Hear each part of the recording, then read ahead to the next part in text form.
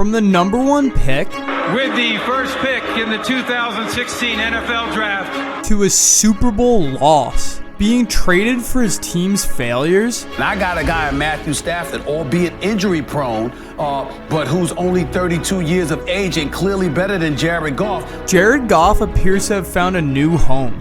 Hey, you're good enough for Detroit, Jared. When you look back at the last 2 years of your life personally, how much has this place, this locker room, become your home? Very much, yeah. It's become a special place to me, and allowed me to grow a lot and become a better player and a better person, teammate, leader, all that stuff, and I'm very thankful for it.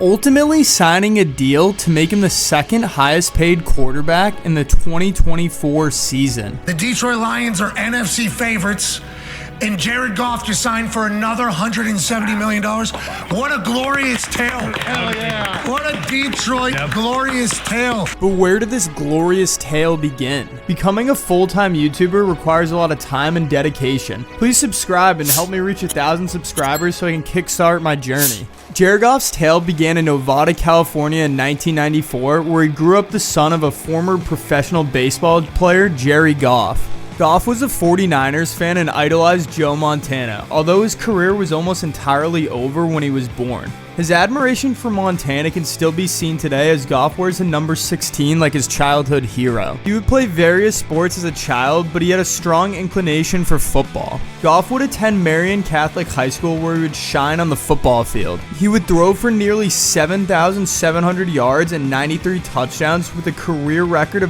39-4, even making a state title appearance. This was good enough to land him as a 4-star recruit and receive several collegiate offers to play football. In March of 2012, Goff would make the choice to remain local and committed to the University of California, Berkeley, just 30 minutes from his hometown. In 2013, Goff became the first true freshman quarterback in Cal Berkeley history to start a season opener. During this season, he would set school records for passing yards with 3,508 and completions with 320. However, his team would finish with only a single win on the season. Though the team's performance was subpar, individually Goff had began to stand out as a collegiate QB. Goff was able to follow up his impressive freshman year with a sophomore season where he set new school records for yards at 3,973 and touchdowns with 35. Not only this, but he would help his team improve to a 5-7 record, 4 more wins than the previous season. In a game against Washington State, Goff was able to set a single game record with 527 yards. It was clear that Goff was one of the top QBs in the nation, all while playing on a mediocre Cal Berkeley team.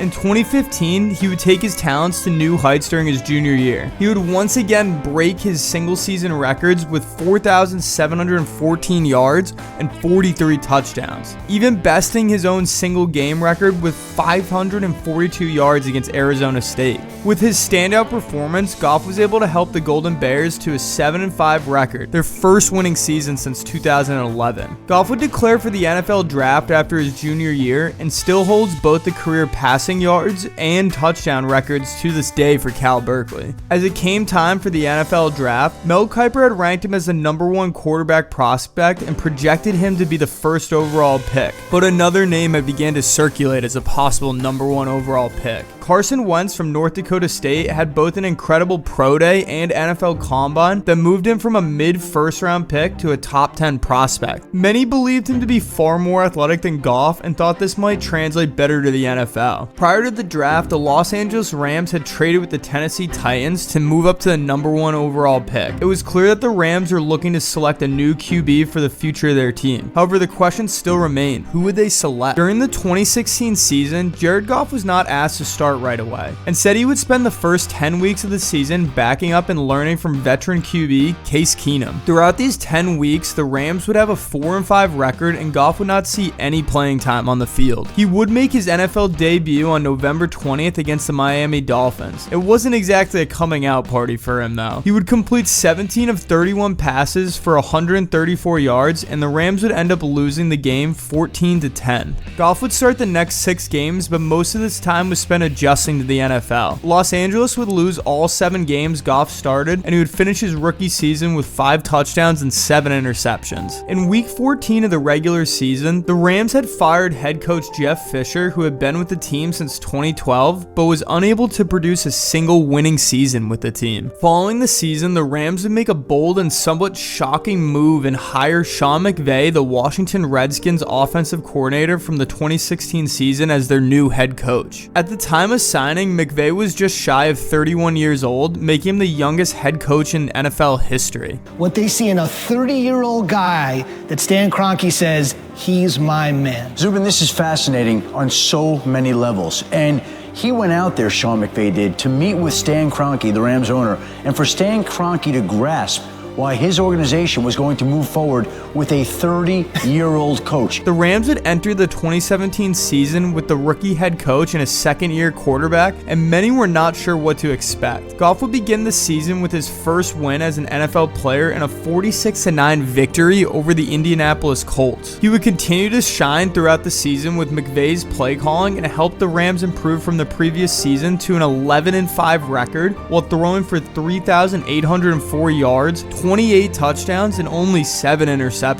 Los Angeles would win the NFC West and make their first playoff appearance since 2004. Goff had shown remarkable improvement and would be selected to the Pro Bowl for the 2017 season. He and the Rams would host the Atlanta Falcons in the wildcard round of the playoffs. However, they would be defeated 26-13. A disappointing finish to the season, but an incredible turnaround from the previous 4-11 season. Entering the 2018 season, the Rams are considered one of the top teams and were looking to improve on their 2017 finish. The Rams would get off to a hot start to the season and win their first 8 games before finally suffering their first loss to the New Orleans Saints in Week 9. New Orleans was also heavy Super Bowl favorites, and this wouldn't be the last time they would face off with the Saints on the season. One of the highlights of the season came in Week 11 when the Rams would host the Kansas City Chiefs. The Chiefs are also on a breakout season led by their new star quarterback Patrick Mahomes, who had been drafted the year prior. This game was an absolute shootout. Goff would throw for 413 yards, 4 touchdowns, and also rush for an additional touchdown. The final score of the game was 54-51 in favor of the Rams, and it's considered one of the greatest regular season games of all time. Los Angeles would finish the season with a 13-3 record, and Goff again improved from the previous year, finishing with 4,688 yards and throwing for 32 touchdowns. In the playoffs, the Rams would have a first-round bye before facing off with the Dallas Cowboys. Goff wouldn't have his best game, however, the Rams were able to secure the victory 30-22 and advance to the NFC Championship against the number 1 seed,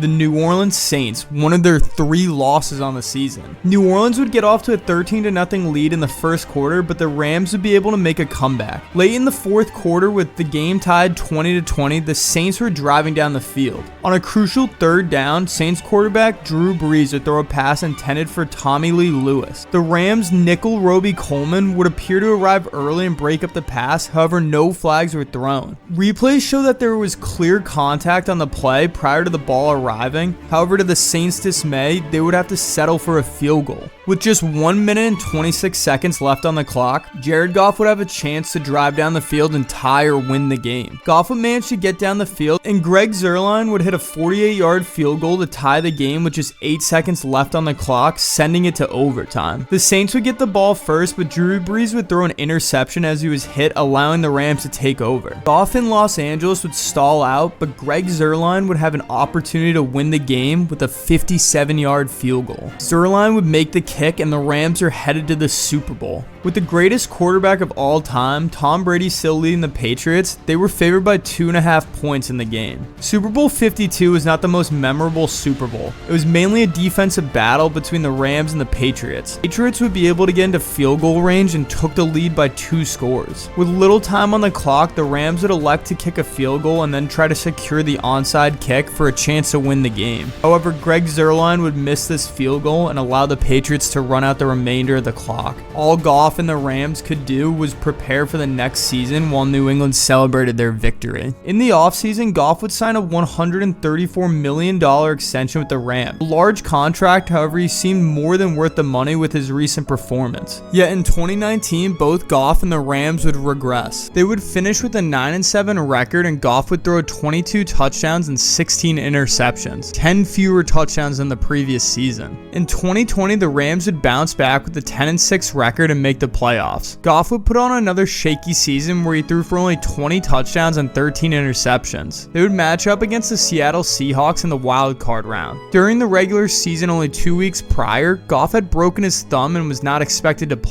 But backup quarterback John Wolford would be injured early in the game, and Goff would have to play through his injury. Los Angeles would manage to defeat the Seahawks 30-20 despite Goff's limited abilities. They would then travel to Green Bay to face off with the Packers in the divisional round, but would fall short 18-32. After the season, there appeared to be a lot of finger pointing at who was the reason for the Rams' failures. Many felt Goff didn't deserve the contract that he was currently on and believed he was responsible for a lot of the team's shortcomings. Ultimately, on March 18th of 2021, he was traded to the Detroit Lions for quarterback Matthew Stafford, along with the Rams' 2022 and 2023 first-round draft picks and a third-round pick in 2021. In 2021, the Rams would go on to defeat the Cincinnati Bengals in Super Bowl 56 with their new quarterback. For Jared Goff and the Lions, 2021 was a completely different journey. The Detroit Lions had a long history of losing, and in 2008, they went an entire season without winning a single game. One of the members of that team was Dan Campbell, the Lions' newly appointed head coach who had partially made the decision to trade for Goff. The 2021 Detroit Lions would start the season with 8 straight losses before they were able to not lose in Week 10. I say not lose because they managed to tie the Pittsburgh Steelers 16-16 in Week 10. In Week 13, they would finally get their first win of the season in thrilling fashion. Jared Goff would throw an 11-yard touchdown pass to Amon-Ra St. Brown as time expired, and the Lions could not have been more excited. They would manage to pick up 2 more wins in their last 5 games and finish with a 3-13-1 record for the season. In 2022, the Detroit Lions would get off to a very slow start, going 1-6 through their first 7 games of the season. They would show their resilience and faith in Goff as they finished 7-3 for the remainder of the season. Goff would have a bounce back year after his post-contract down years. He finished the season with 4,438 yards and threw for 28 touchdowns with only 7 interceptions. Additionally, he hadn't thrown an interception in the last 9 weeks of the season. Detroit would end up finishing 9-8 and secure their first winning season since 2017. 2023 season would come with some different expectations for the Lions as well as Goff. It seemed as though they had something to finally build on and could make their first playoff appearance since 2016. The Lions and Goff would not disappoint as they were able to finish the season with a 12-5 record. Goff would be incredible, nearly breaking the record for most consecutive passes without an interception from the 2022 into the 2023 season. He would throw for 4,576 yards with 30 touchdowns and 12 interceptions. Detroit would not only qualify for the playoffs, but they would host a playoff game. The last time the Lions hosted a playoff game was in 1992, and it was their last postseason victory. Their opponent in the wild card round would be none other than the Los Angeles Rams, Jared Goff's former team. In a narrow victory, Goff would be able to defeat his former team 24-23, and the Lions secured their first playoff win in over 30 years, them advancing to the divisional round where they would host the Tampa Bay Buccaneers. In another thrilling game, the Lions were able to take down the Buccaneers, and Goff was nearly perfect. He would throw for 287 yards and 2 touchdowns, and the Lions would be headed to their second NFC Championship in franchise history. The NFC Championship would be hosted by the San Francisco 49ers, who were Super Bowl favorites for a majority of the season. The Lions would start off hot and take an early 14-0 lead in the first quarter. While San Francisco would bounce back, the game would enter halftime with Detroit leading 24-7. Coming out of halftime though, things turned for the worst. The explosive 49ers offense came to life and in the third quarter ended with the score 24 apiece. Late in the fourth quarter, Detroit was trailing by 3 points. Dan Campbell will make a controversial decision and elect to go for it on 4th down from the 49ers 30-yard line. They would not convert and San Francisco would drive down the field and score. The Lions would be able to score on their next possession to make the score 31-34, but would need an onside kick if they wanted any chance to win the game. They would be unable to recover and Detroit would lose the game. During the offseason, the Lions decided that Goff would continue to be the future of the team and rewarded his performance with a 4-year, $212 $12 million contract. This contract will make him the second highest paid quarterback in the 2024 season, only behind the Bengals' Joe Burrow. Do you think Goff has what it takes to help the Lions win their first Super Bowl? Let me know in the comments below.